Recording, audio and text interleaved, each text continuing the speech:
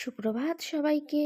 সকাল সকাল মা বসিয়ে দিয়েছে এদিকে ভাত, আর ওইদিকে তরকারি অবশ্যই হচ্ছে। আজকে কি হচ্ছে বলো তো? সকাল সকালই মা করে নিচ্ছে মাছের ঝোল। বেশি কিছু করবে না, কারণ মায়েরও শরীরটা ভালো না, আমারও গলা ভয়েস শুনেই তোমরা বুঝতে পারছো প্রচণ্ড শরীর খারাপ। একদম বলতে পারো বিছানা থেকে উঠতেই পারছি না, দুজনেরই এত সর্দি জ্বর সব মিলিয়ে মিশিয়ে খুব খারাপ অবস্থা, গা হাত পা প্রচণ্ড ব্যথা। কিন্তু এত প্রচণ্ড ঘরদোর নোংরাও হয়েছে, সেটাও কি করে সহ্য করি বলো? তার জন্য মা বলল ঠিক আছে তুই আস্তে আস্তে একটুখানি, অন্তত মা যেহেতু ওপরে অন্য সময় করে নেয় যখন আমি থাকি না, কিন্তু আজ বলল যে তুই আসতে যদি পারিস আর কি, তাহলে একটুখানি ঝেড়ে দে হালকা করে, তাহলে আমি বিছানা টিছানাগুলো, আর শরীর খারাপ হলে দেখবে একটু পরিষ্কার না থাকলে না, এগুলো থেকে আরও বেশি হাঁচি কাশি সব কিছু শুরু হয়। তার জন্য আমি বললাম হ্যাঁ ঠিকই কথা, একদম শুয়ে বসে থাকতেও দেখবে মেয়েদের কিন্তু একদমই ভালো লাগে না, সংসারের কাজ তো করতেই হবে। তার জন্য আর শুয়ে বসে থাকলে আরও বেশি জড়তা চলে আসে। তাই আমি ভাবলাম তো ঠিক আছে আমি ঝেড়ে ঝুড়ে দিই, মা এদিকে বিছানা টিছানাগুলো ভালো করে চেঞ্জ করে নেবে আর কি। তাই এদিকে আমি ঝেড়ে নিচ্ছি, আর এই দেখো এই ঝাড়ু এই যে কী বলে এটাকে, ঝুল ঝাড়া যাকে বলে। আগে তো ঝুল ঝাড়া ইউজ করেছি প্লাস্টিকের, কিন্তু এখন এই ঝুল ঝাড়াটা ইউজ করি, খুবই ভালো। দেখো যেই কোণা ঘুপছি দেয়াল থেকে শুরু করে সব কিছু ভালো করে ঝাড়া যায়। অন্য ঝুল ঝাড়া দিয়ে কিন্তু এত সুন্দর হয় না, কারণ অন্য ঝুল ঝাড়া খড়খড়ে যেহেতু থাকে, তাই জন্য দেয়ালে যদি টানি অনেক সময় দাগ হয়ে যাওয়ার ব্যাপার থাকে।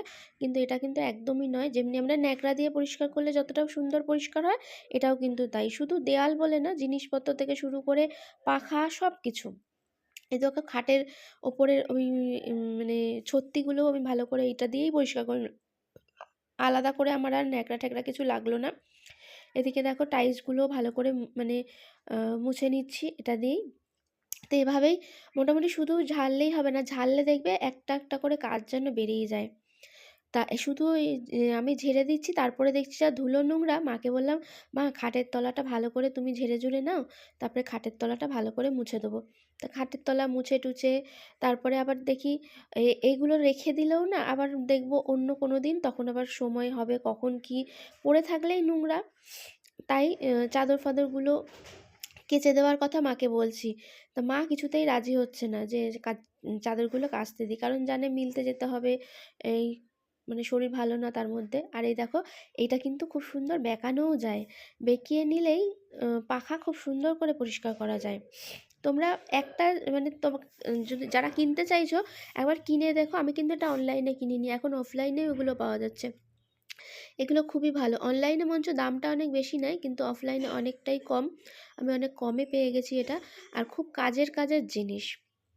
বুঝতেই পারছো আমি একটা মেয়ে হয়ে অত উঁচুতে পাখা পরিষ্কার করে নিচ্ছি, কতটা সুবিধা। নাহলে তো এই তো উঠে বিছানার উপর কিছু দিয়ে তারপরে উঠতে হতো, তাও আমি হাইটে পাবো কিনা আমার সন্দেহ আছে, কারণ আমি ছোটোখাটো মানুষ। তো এভাবেই করে নিচ্ছি, একটু হয়তো সময় লাগে, কারণ পাখা তো ঘুরতেই আছে। এদিক দিয়ে যদি কেউ একটা লাঠি দিয়ে ধরতো পাখার ব্লেডটা, তাহলে খুব সুবিধা হতো, কিন্তু ঠিক আছে। আর বিছানার উপরে উঠলেও সেটা একটা আলাদা কথা ছিল। এদিকে মায়ের ততক্ষণে রান্না হয়ে গেছে, একদম ধোঁয়া উঠছে, দেখো ধোঁয়া ওঠা ভাত, আর সাথে বললাম পটল আলু দিয়ে করেছে কাতলা মাছের ঝোল। কি দারুণ না, হেভি ঝাল ঝাল করে করেছে মা, বলে সর্দির মুখে একটু ঝাল ঝাল খেলে বেশি ভালো লাগবে। তা ঠিক আছে। আর ধোয়া ওঠা এরকম গরম গরম ভাত খেতে কিন্তু বেশ দারুণই লাগে। মাকে ওইদিকে ইনসুলিনও দিয়ে দিলাম। আর দেখবে অন্ন এমন একটা জিনিস, হয়তো কোনো গরিব বড়লোক বলে নয়, এটা সবার ক্ষেত্রেই সমান হয়। আমি দেখেছি, এটা আমার ক্ষেত্রে কিন্তু খুবই পরিমাণে হয়েছে। যেদিনকার দেখবে কপালে অন্ন থাকে না, সেদিনকার কিন্তু যেভাবেই হোক, যত পয়সা তুমি পকেটে নিয়ে ঘোরো, কিন্তু দেখবে কোথাও গেলেই না অন্ন তুমি পাবে না। আর যদি অন্ন কপালে থাকে, তাহলে দেখবে, ওই জন্য আমি সবসময় কোনো কাজে বেরোই বা দরকারে বেরোই, বাড়ি থেকে দুটো ভাত খেয়েই যাই। আমার মায়ের কথা, বাড়ি থেকে খালি মুখে বেরোতে নেই, কিছু খেয়ে দুটো, তারপরে এদিক ওদিক যেখানে তুমি যাও, তাতে যদি তুমি সারাদিন নাও খেতে পাও, তাও মনে শান্তি থাকবে যেন তুমি সকালবেলা ঘর থেকে শান্তিভাবে খেয়ে দুটো বেরিয়েছো। এটাই হলো আমার মায়ের মতামত। তা সেই মতামতেই কি বলবো, সম্মান রেখে আমি সে কাজটাই করি। আর এই খাওয়া দাওয়া করে আবারও শুরু করব, জানো তো। শুধু তো হলো ওই ঘরটা ঝাড়া, তারপরে এবার এই ঘরটা আছে, তারপরে এই যে টেবিলটা, খাওয়ার টেবিলটা অনেক দিন যাবৎ টেবিল ক্লথটা পাল্টানো হয় না। মাকে বললাম যে টেবিল ক্লথটাও দাও পাল্টে দিই। বাবার বিছানার চাদর পাল্টালাম, সব কিছু মিলিয়ে ঝুলিয়ে অনেকটা টাইম লেগে যায়। আর তারপরে আমি আবার এদিকে খাওয়া দাওয়ার পর আমি এদিকটা করতে করতে এটা আমি আর তোমাদের সঙ্গে শেয়ার করিনি। তারপরে দেখো মা চলে এসেছে বিছানা গোছাতে। আর আমার মায়ের জানো তো সব কিছু একটু টান টান, আমি বলি যে এই চাদর ফাদর যদি টান টান না হয় না, মা খুব বিরক্ত হয় আর কি। তা আমি, মা যেহেতু ওইদিকে বিছানা গুছাচ্ছে, আমি তোমাদের একটু দেখিয়ে দিলাম, আমি মানে ভিডিওটা তুলে নিলাম। আর এই চাদরগুলো নিয়ে গিয়ে আমি এখন কাচতে দেব। অনেকগুলোই চাদর হয়ে গেছে, চাদর, বালিশ, ওয়ার, এদিকে বললাম বাবার বিছানার চাদর, সব কিছু নিয়ে একেবারে দিয়ে দিলাম। ওইদিকে ততক্ষণ হতে থাক, এদিকে আমাদেরও কাজটা সারা হয়ে যাবে, তারপরে মিলতে চলে যাব। এদিকে মায়ের তো মানে পুরো একদম ফিটফাট হয়ে গেছে। এই দেখো আমি এবার এইগুলো, ওই যে টেবিল ক্লথটা তুলে দিচ্ছি। এর মধ্যে কিন্তু আমাদের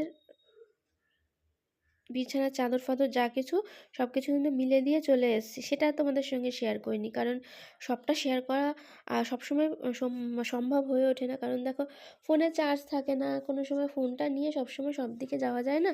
কারণ আমি ভারী গামলি করে যখন নিয়ে যাচ্ছে, আবার হাতে করে ফোন নিয়ে যাব, কষ্ট হয়। আর এই দেখো লেগিংস, ছেঁড়া লেগিংসগুলো মা আমাকে এরকম করে কেটে দেয়, আমি কিন্তু মুছে নিই, মানে মোছামুছির কাজে লাগিয়ে দিই। আমি সবসময় বলি লেগিংস দিয়ে কিন্তু খুব ভালো মোছা যায়, জানো তো। মানে এমনি গেঞ্জির কাপড় তো খুব সুন্দরভাবে পরিষ্কারও হয়, আর কাচের তো। আর এটার মধ্যে দেখছি এক এক জায়গায় না, অনেক দিন যাবৎ যেহেতু মোছা টোছা হয় না, তার জন্য এক এক জায়গায় না একটু দাগ দাগ মতন মনে হচ্ছে। তাই মাকে একটু কলিং চেয়ে নিলাম, কলিং দিয়ে। কিন্তু ওপর দিয়ে শুধু করলে হবে না, ওপরের তো হয়েছেই, কিন্তু ভেতর দিয়ে দেখছি কিভাবে দাগ হলো আমি বুঝতে পারছি না, ভেতর দিয়ে কিভাবে দাগ হতে পারে এটা বোঝার বাইরে। যাই হোক, যেভাবেই হয়েছে হয়েছে, পরিষ্কার করা নিয়ে কথা, পরিষ্কার করে নিচ্ছি। আর কাঁচের টেবিল পরিষ্কার করতে এমন কিছু কষ্ট লাগে না। কাঁচের টেবিল, তারপরে নিচে এই যে লোহার যে আয়রনের দেখছো যেগুলো রয়েছে স্ট্যান্ডটা, এগুলোও আমি কিন্তু ভালো করে মুছে নেব।